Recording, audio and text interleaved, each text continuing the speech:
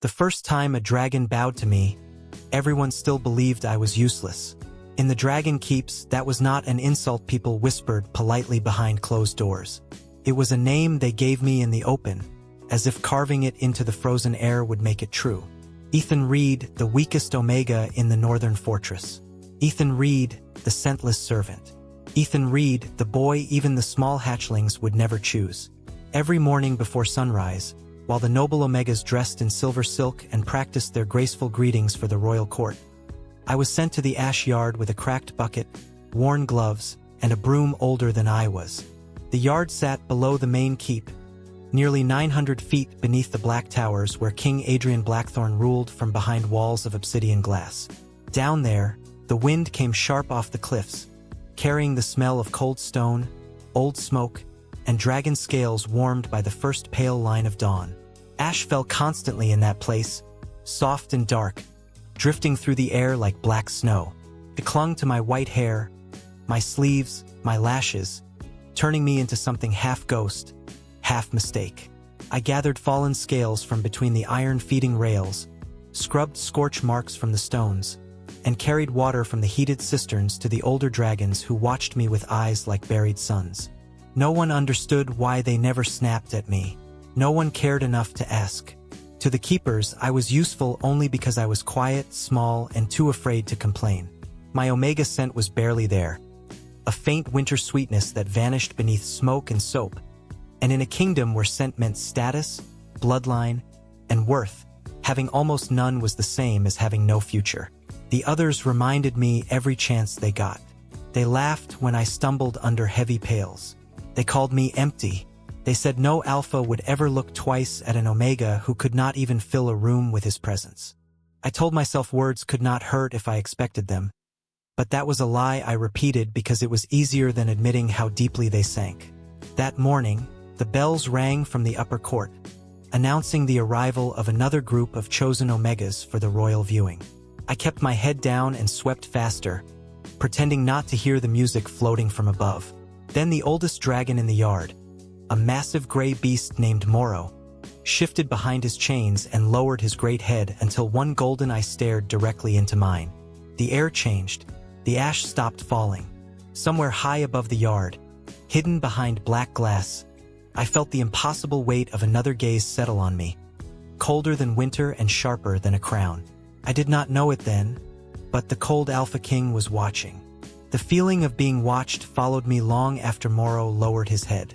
It pressed between my shoulders while I carried the bucket back to the cistern, while I rinsed ash from my gloves, while the other workers laughed near the feeding gates as if nothing in the world had shifted. I tried to convince myself it was only nerves. Life in the Dragon Keeps made every quiet Omega nervous. The fortress was built to remind people like me where we belonged. The royal towers rose above us in rings of black stone, each level brighter, cleaner, and farther from the smoke. The noble families lived near the top, close to the heated gardens and glass halls. The chosen Omegas were taught music, court manners, dragon history, and the delicate art of standing beside powerful alphas without lowering their eyes too much or raising them too boldly. I lived in the servants' wing below the kitchens, in a narrow room with a single frost-lined window and a mattress that sagged in the middle. By 19, I had learned the exact shape of my place. Do not speak unless asked. Do not enter the royal walkways. Do not look at the Alpha King. And above all, do not draw attention to whatever was wrong with me. The keepers said every Omega carried a scent that revealed their nature. Some smelled like warm peaches, some like rain-soaked roses, some like honey, vanilla, or fresh spring grass. Mine was almost nothing, a pale trace that faded before anyone could name it. When I was younger, I pressed my wrist to my nose at night and tried to find proof that I was not empty. But all I ever caught was soap, cold linen, and the faintest breath of snow. The court physicians called it a deficiency. The other Omegas called it embarrassing. Lord Caleb Voss, the highest-ranking Alpha among the Dragon Wardens, called it a mercy because no respectable Alpha would waste a claim on me. He said it with a smile once, in front of an entire training hall. I remembered how the room had laughed, how my face burned so hot I thought the floor might open beneath me. Since then, I had made myself smaller. Smaller steps, Softer voice. Eyes down. Hands folded. A life made of shrinking. But the dragons never treated me the way people did. They watched me with strange, ancient patience. Hatchlings stopped crying when I hummed under my breath. Sick dragons leaned closer when I cleaned their water basins. Moro, the oldest of them all, never allowed anyone near his left side. Yet he let me sweep ash from beneath his folded wing. I told myself animals were kinder because they did not understand weakness. That afternoon, as bells called the royal court to Dragon Hall, a silver shimmer appeared beneath the skin of my wrist, thin as a thread of moonlight. I covered it quickly with my sleeve, but Moro saw. His golden eye narrowed, and deep in my mind, a voice older than language whispered, "The blood remembers." By sunset, the silver thread on my wrist had spread into 3 tiny marks shaped almost like scales, each one glimmering beneath my skin whenever the dragons stirred. I wrapped my arm in a strip of linen and told myself it was a rash from ash dust.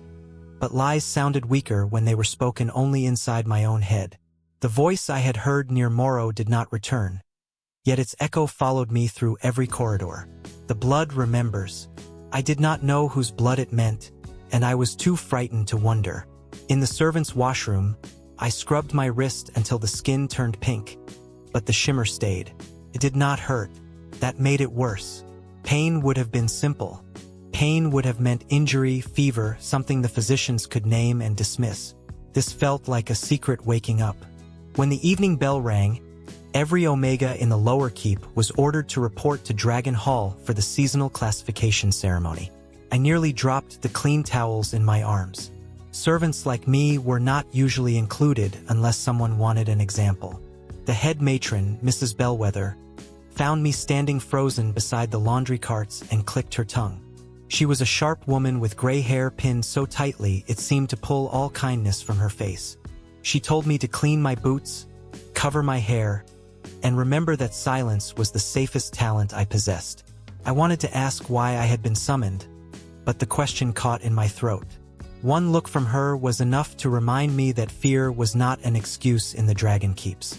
I changed into my plain black uniform, the one all service Omegas wore, and tied the linen tighter around my wrist. The walk to Dragon Hall felt longer than usual.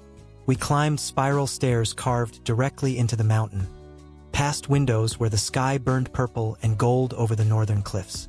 Above us, the royal bells tolled again, deeper this time, shaking dust from the stone seams. With every step, the air grew warmer. Dragon Hall was the heart of the fortress, a cavernous chamber large enough to hold a football field beneath a ceiling of black arches and hanging fire lamps. The floor was polished volcanic glass. Along the walls, dragon skulls from ancient ages rested on marble platforms, honored like kings. Noble Omegas stood in rows near the front, dressed in pale blue, ivory, and silver.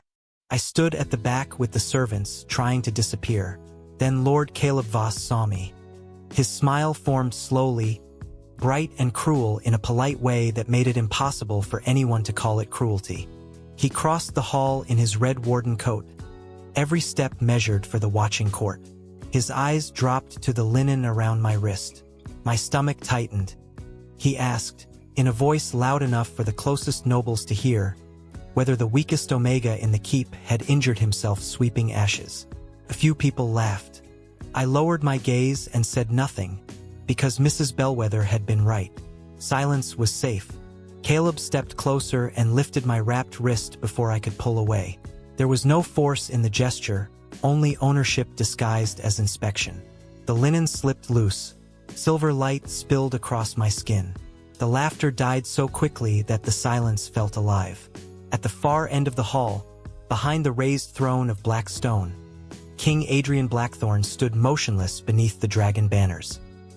His golden eyes fixed on my wrist, and for the first time in my life, the coldest alpha in the kingdom looked at me as if I was not invisible at all. For one terrible heartbeat, no one moved. Lord Caleb Voss still held my wrist in the center of Dragon Hall, but his confident smile had vanished, replaced by something sharper than confusion. The silver marks beneath my skin pulsed once, faint as moonlight through water, and every fire lamp hanging from the black arches flickered in answer. I tried to pull my hand back, but fear had turned my body into stone. All around me, nobles leaned forward in their seats. The chosen Omegas stared with parted lips. The dragon wardens exchanged looks that made my stomach fold in on itself. I had spent my entire life being ignored, and suddenly the entire court was looking at me as if I had brought a storm indoors. Caleb recovered first. He laughed softly, not because anything was funny, but because powerful men laughed when they needed the world to believe they were still in control.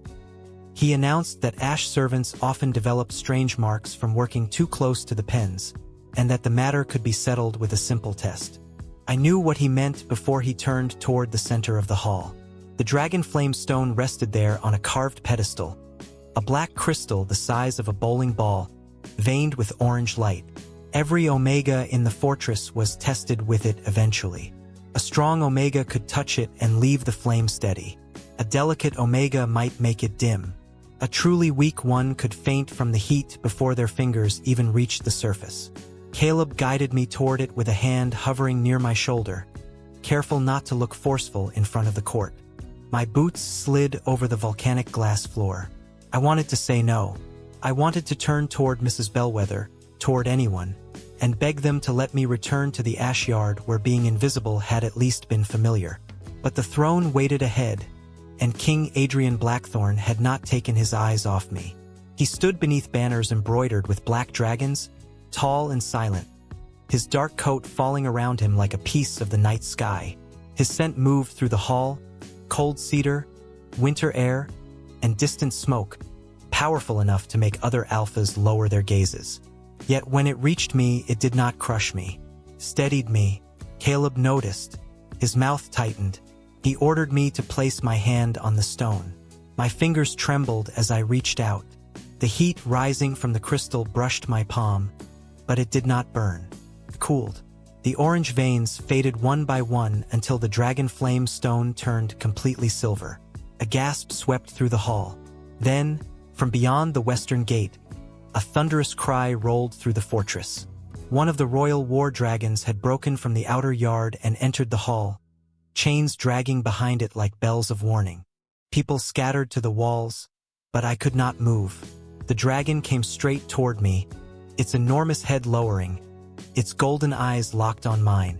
I whispered the only words I had left. "Please do not hurt me." The dragon stopped. Slowly, impossibly. It folded its front legs and bowed until its brow touched the floor at my feet. High above the silence, King Adrian Blackthorn finally stepped down from his throne. A scentless servant just brought the royal dragon keeps to a standstill. What will the Cold King do next?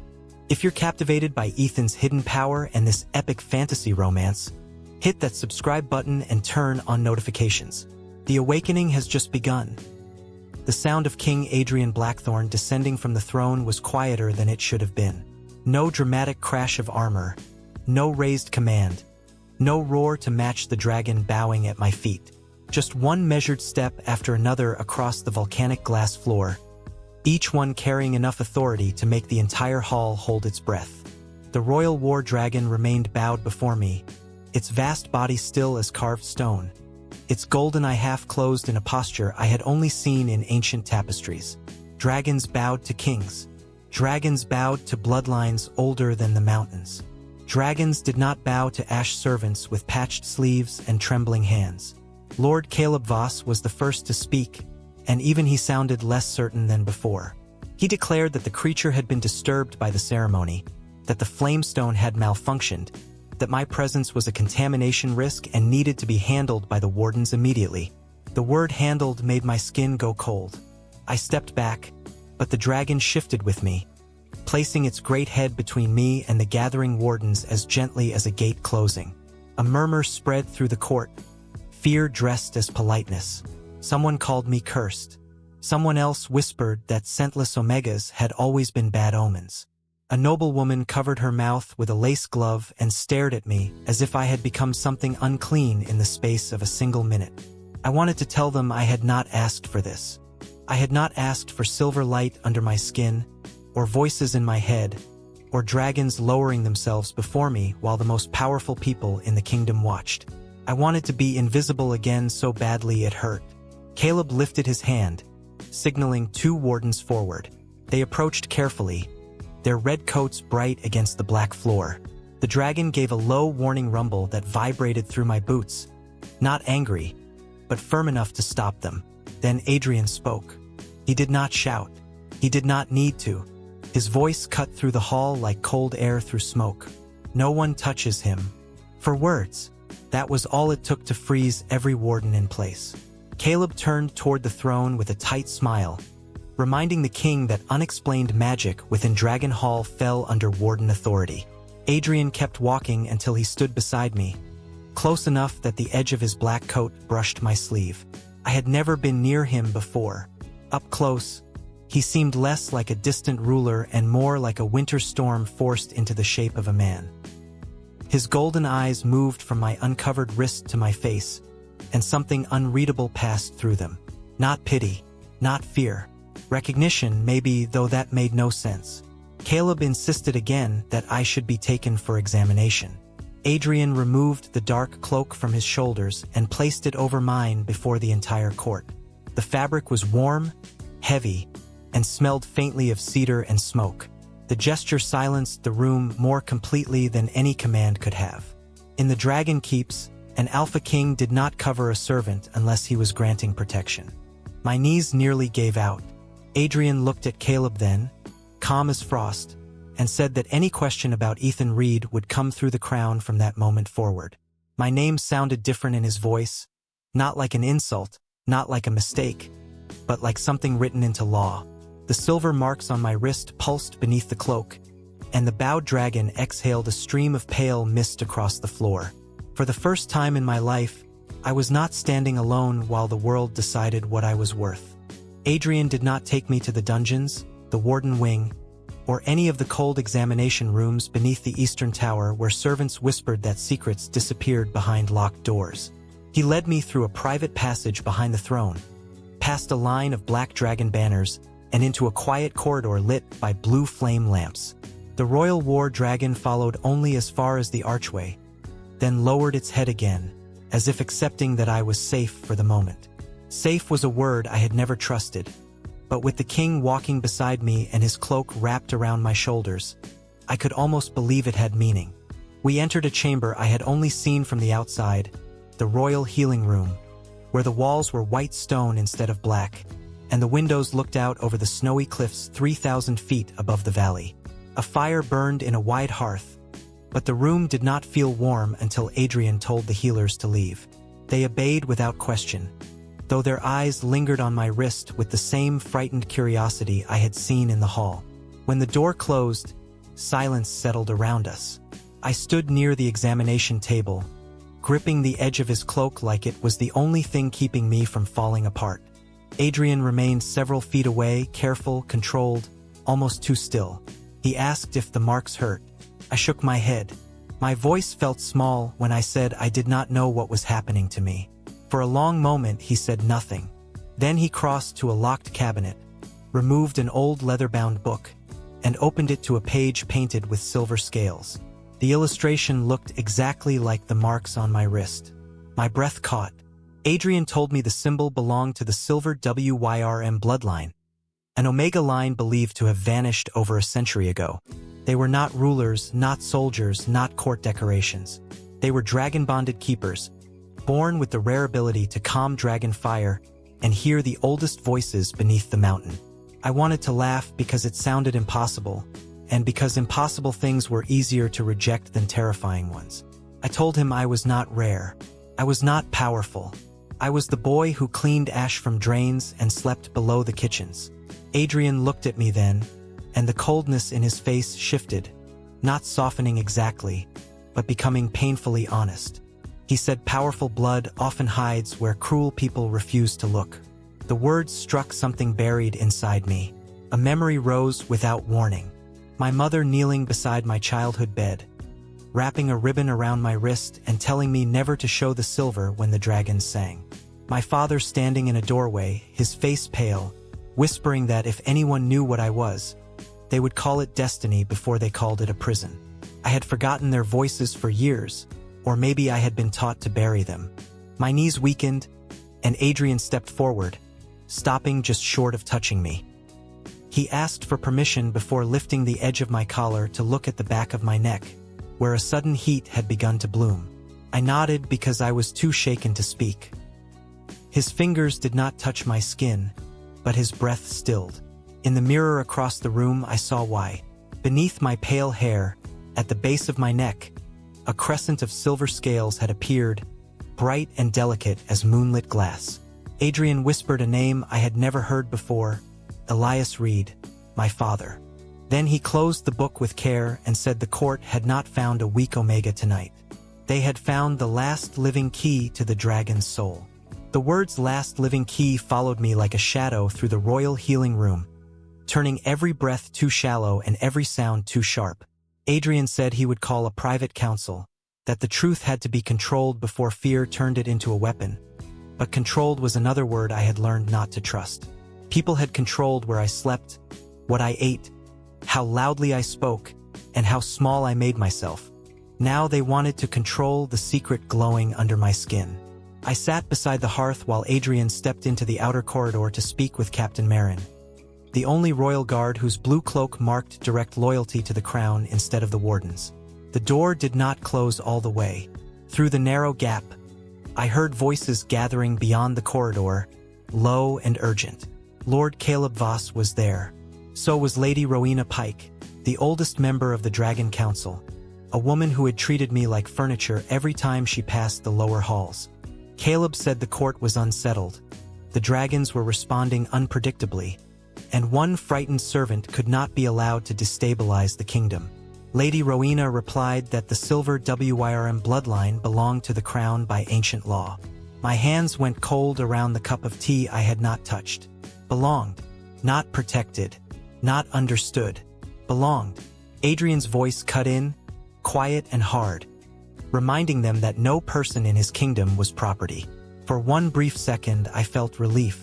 Then Caleb said something that made the fire seem to dim. He said the Voss family still maintained the old vault beneath the South Keep, a place designed to study dragon-bonded blood without exposing the public to panic. He made it sound reasonable, almost kind, like locking me away would be an act of service. Lady Rowena did not disagree. She only said that if Adrian refused, the council could invoke emergency authority before dawn. The words blurred after that. My heartbeat filled my ears. I backed away from the door, clutching Adrian's cloak around me, suddenly unable to breathe inside its warmth. He had protected me in the hall. He had spoken my name like it mattered. But kings had kingdoms, and kingdoms had councils, laws, bargains, old fears dressed in polished language. I could not wait to discover which promise would break first. A smaller door stood behind a curtain near the medicine shelves, meant for healers and servants. I slipped through it before courage could abandon me. The passage beyond was narrow and cold, spiraling downward into parts of the fortress I had only heard about in kitchen rumors. I moved without a plan, guided by the silver heat at the back of my neck and the faint pull of something beneath the mountain. The lower I went, the louder the dragons became inside my mind, not roaring, but humming, a deep ancient music that made the stones tremble under my palms. At last, the passage opened into a circular chamber buried below the South Keep. The air smelled of dust, frost, and old smoke. In the center stood a single dragon egg on a pedestal of black stone, larger than a basketball, silver as moonlight, covered in hairline cracks that glowed with every beat of my heart. I stepped closer, tears blurring the edges of the room. The egg answered with a soft pulse of light. Then, from somewhere far above, the bells began to ring again, not for ceremony this time, but for alarm. The alarm bells rolled through the buried chamber like thunder trapped inside stone, and the silver egg answered every note with a brighter pulse. I stood frozen before it, one hand still hovering inches above the shell, afraid to touch it and more afraid to step away. The cracks along its surface were not damage. They looked like rivers of light waiting for dawn, each one moving in time with my heartbeat. Somewhere above me, footsteps echoed through the hidden stairways, many of them, too many to belong to one person searching in concern. The council had noticed I was gone. Maybe Adrian had noticed too. The thought struck harder than it should have. I wanted him to find me, and I hated how dangerous that wanting felt. I had survived by expecting nothing from powerful people. Hope was new, sharp, and frightening. The chamber doors trembled as someone opened the outer gate. I backed toward the egg without thinking, Adrian's cloak dragging over the dusty floor around my ankles. 3 council attendants entered first, carrying blue flame lanterns that made their shadows stretch long and thin across the walls. Lord Caleb Voss followed behind them, his red warden coat perfectly buttoned, his expression calm in the way a locked door was calm. He told me I had caused enough panic for one night. He said the egg was an artifact of national importance and that my presence near it could endanger the entire fortress.